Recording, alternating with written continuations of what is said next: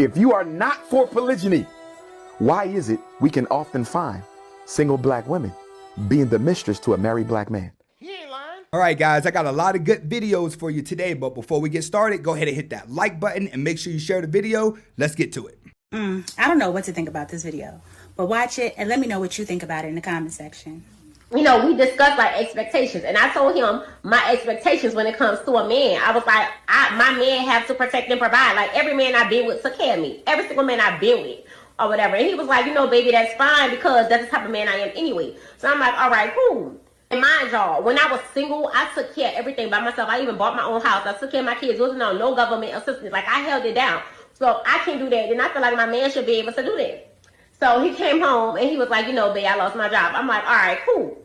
So a month later, like the bills, it was time for the bills or whatever, you know, and I'm like, you know, the bills due, babe, or whatever. And he was like, okay, you know, I'm not working. And I'm just, in a month, like, it's all kind of hustles. You could have been doing something or whatever. So I told him, I said, look, if I pay these bills, are you going to pay me the money back? This man had the nerve to tell me, why should I pay my wife back for paying our bills? I told this man from day one, my money is my money and his money. It sounds like he never had a wife. He was paying for a prostitute. He was paying her to play the role of a wife, but she really wasn't connected to him. It wasn't necessarily his fault because all the talking at the beginning of the relationship, she was probably showing, hey, you know, I'm going to cook, I'm going to clean, she's going to play the role of a wife, but the relationship got pressure tested.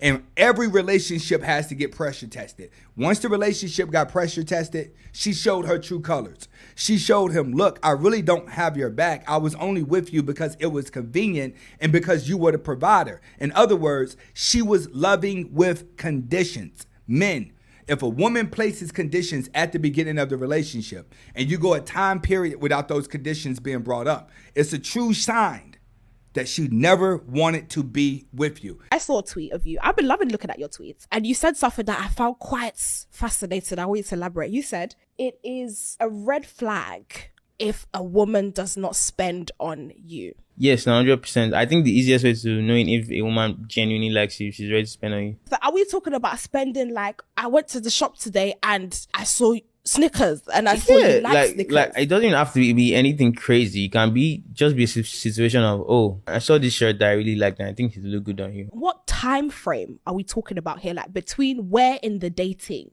are you expecting of receiving gifts? 3 months in. So for the first 3 months, you're happy to go gift free? Yeah, like it's not even like, oh, you have to buy me a gift. It can be something as little as like getting me food on your way to see me or something like that. Just it's little things. Like I think a lot of people don't understand that men are not really used to getting gifts. So whenever they get, even if it's socks, like we appreciate it a lot. Women think that men are just as superficial as them when they're not.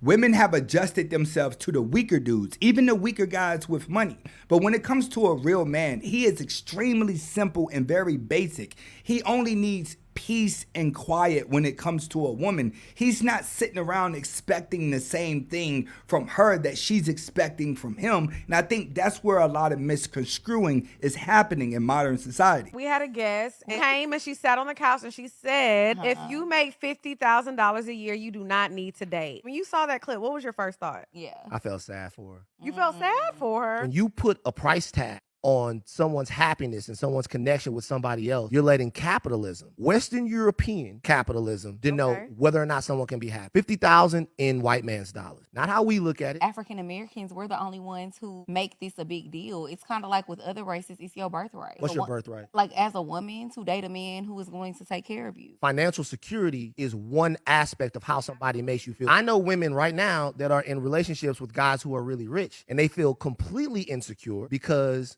they know that this guy's fucking a lot of different women. They know that there's a price for how they feel about that. Like finances don't need to be the most important thing in a relationship, but we're not going to. These ladies' souls are for sale. He's right. When you start putting a price on your heart, it's going to take away from the chemistry because at that point, anybody can buy you. And a man that has the money to buy you, once he gets you, he's going to get tired of you and you're going to be right back with the broke dude, still trying to get him to spend the money as the rich guy.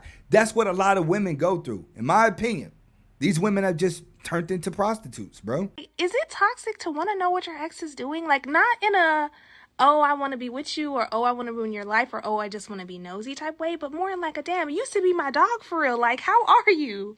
Like, are you good? Like, what's new? You got a baby now? Like, congratulations. No, it just shows that you did not move on. And the last guy that cared about you, you're trying to go back to him. That's what women do. You think the grass is greener on the other side. Once the relationship is over, you get out there in the streets and you realize the streets is filled with a whole bunch of alley cats. You go looking for that ex that did treat you right. And when you see that he is married and that he does have a new woman, that's typically when you get your heart broken. Yes, it's toxic for you to do that because you're probably going to take your anger out on the next guy that you settle for. What do women do when they can't find a man of their own? I don't care how Christian they are, how Muslim they are, how Hebrew they are, they will share a married man. Yeah. And one of the contradictions that black women have to deal with who claim that they are not for polygyny, if you are not for polygyny, why is it we can often find single black women being the mistress to a married black man? If you are against plural marriage, how did you manage to end up as his mistress and he's married? So do you know what you're telling me? You're not against polygyny. You're against being accountable for it. You don't want nobody to know you are a co-wife. You see that? As long as it stays under the cover. Dr. Umar. but we got to. Women want to be side chicks, side girlfriends to married men. Why? Because women always want a man that other women want as well.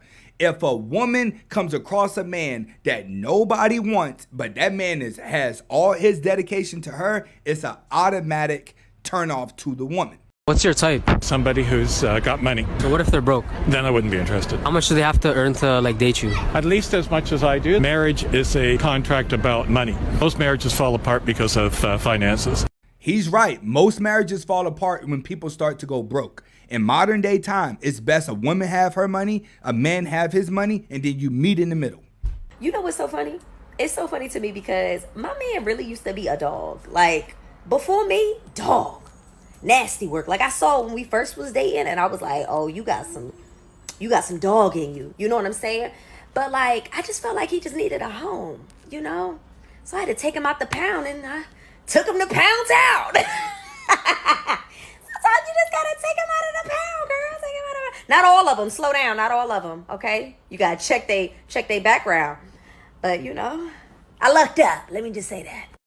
You didn't take him to Pound Town. What he did was a process of elimination. This is what men are supposed to do. You're supposed to have a lot of women so you know which one is going to be the right one for you. Because naturally, a woman is going to gravitate towards the man that replaces her father. If the post is 2 digits, the followers are 4 digits, and the following is 3, set yourself free.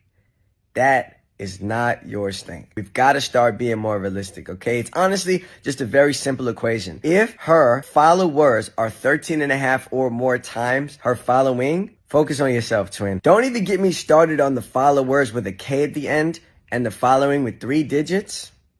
That means there is at minimum 9,000 people who they've decided not to follow back. What makes you think you're in that 0.1%, brother? You're not.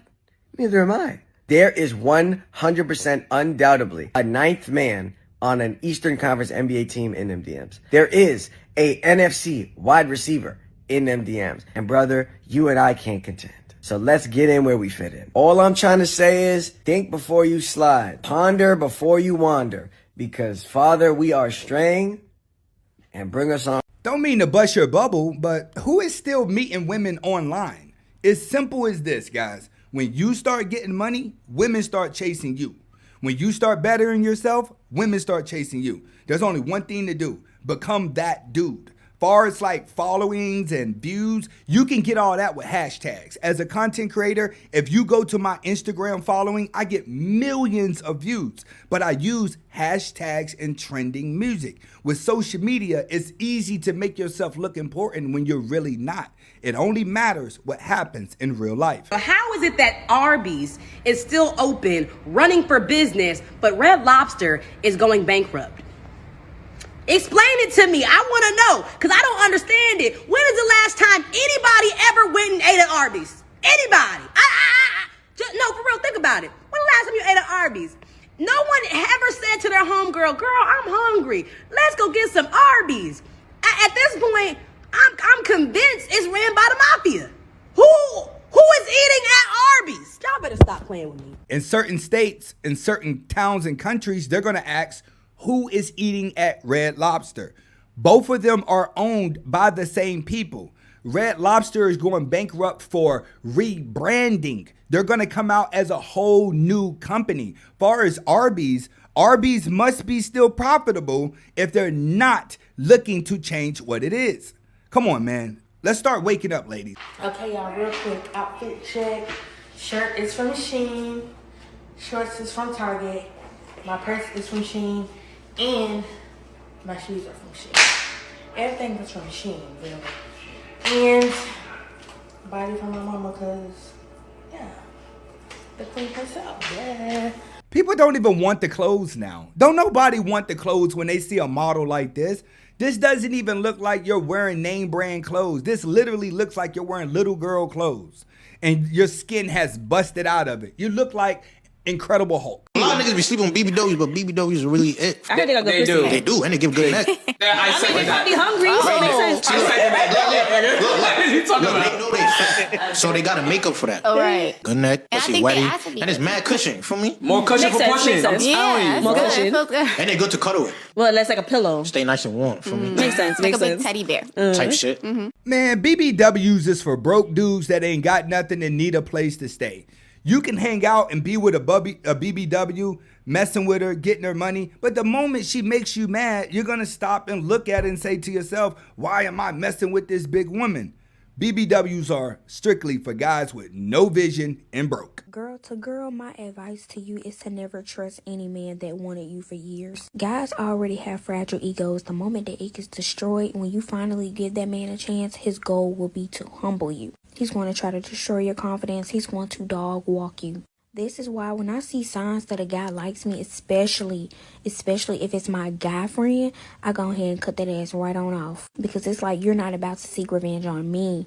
I know that there are girls out there who say to themselves, oh, let me go ahead and give this guy a chance. He seemed real sweet. He seemed real nice. The ones that portray themselves as the nice guy or really sweet and innocent be the main ones that will deceive you and treat you bad the moment their ego gets destroyed. Just don't do it. And to this day, that's why I don't want guy friends. I'll stick to the girl. Women do this all day long when it comes to men. They find any reason in the world to do them wrong. Women would take a guy on a date, have him spending money, taking him to restaurants, buying him clothes, and still tell him they're just friends. And you get mad that a guy that wanted you, after he gets you, he realized you're not really the cream of the crop that you played out to be. That's what really happens. Guys chase and chase. Women play hard to get. Then when they finally give in, the men are like, you know what? You ain't even that for you to put up a fight. Your fight and what I'm getting out of you doesn't match. Now he's going to do you wrong. Jailbirds are up one. Y'all dudes that's on the streets, y'all gotta step y'all game up. Y'all are losing to these dudes that's in the damn prison system, okay? I was on TikTok last night and I ran across a live. It was like 4 dudes that was in the feds. So I just tapped in to be nosy to see what they were talking about. Do y'all know it was thousands of girls on there, like being so fucking thirsty, asking these locked up dudes, oh, what's your JPay? I want to send you some money. I want to come see you. I want to be your pen pal. Like, has the dating pool become that fucking bad that we got to reach out to niggas that's locked up for love? And these niggas is winning. Like, they taking all the bitches. The bad ones, too. Like, y'all dudes on the streets gotta step y'all game up. Y'all are losing terribly. Ain't nobody losing when it comes to mentally ill women. If a woman can't spot the difference between a real man and a deadbeat dude, then that's her problem. We ain't missing out on nothing. It's plenty of pretty girls out here that are dumb. And it's plenty of ugly girls out here that are smart. A man starts to look at what a woman is. When I see a woman chasing after a bummy dude, I'm automatically thinking, this isn't the one for me.